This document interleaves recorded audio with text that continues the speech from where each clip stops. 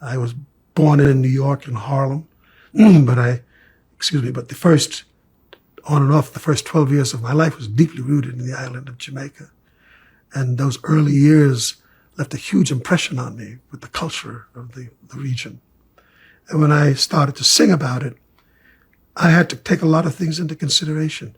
Excuse me. First of all, the popular definition of the music of the Caribbean was that they're a happy-go-lucky people. The men love to drink and sit under the coconut trees, lazying their time away. In fact, there was a whole other side to the culture of the West Indies that nobody paid very much attention to, except those who lived in the community. So that whenever I talked about singing the songs of the West Indian life and people always thought, oh, the Calypso is coming and there's going to be some song filled with double entendre and about the sexual delights and drinking delights of experiences in the Caribbean. As beautiful and as powerful as the Banana Boat song has become, it was a conscious choice. Day, oh, daylight come and me want go home, work all night on a drink of rum. It is a classic work song. It spoke about the struggles of a people who were underpaid, who were the victims of colonialism. And in this song, it talked about our aspirations for a better way of life. My daughter Junior, joining forces with Harlem and so many others, has given my last time around on this incredible trip, has given me all the reward I need. Her commitment, depth of her understanding of what needs to be done, to watch her with 1199 and having chosen to be in the arts herself, what she's done as a creative being, all of it. I just had a hell of a ride. And perhaps part of the disturbance in all this, but the ride isn't over. But this country is governed by a lot of racist principles. And I think people of color have been victimized to the extreme. And as a young kid, I just always said to myself, well, I'm not too sure how much I can do about all this, but I not let it go unchallenged. And very early on,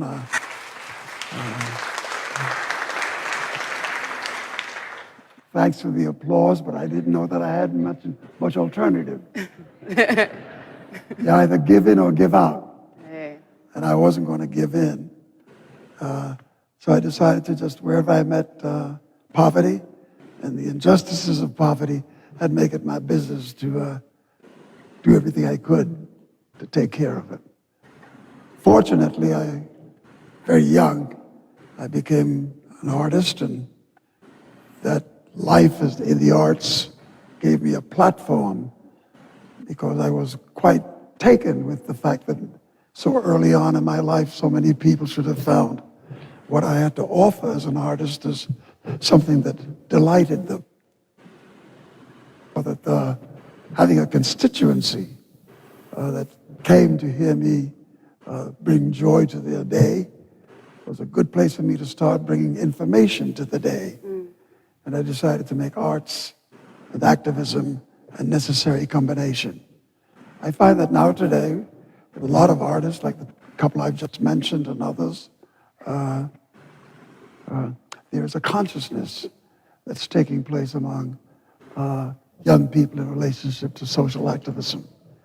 And we meet with some regularity and discuss objectives and things to do and use our collective power to make a difference in how America does business.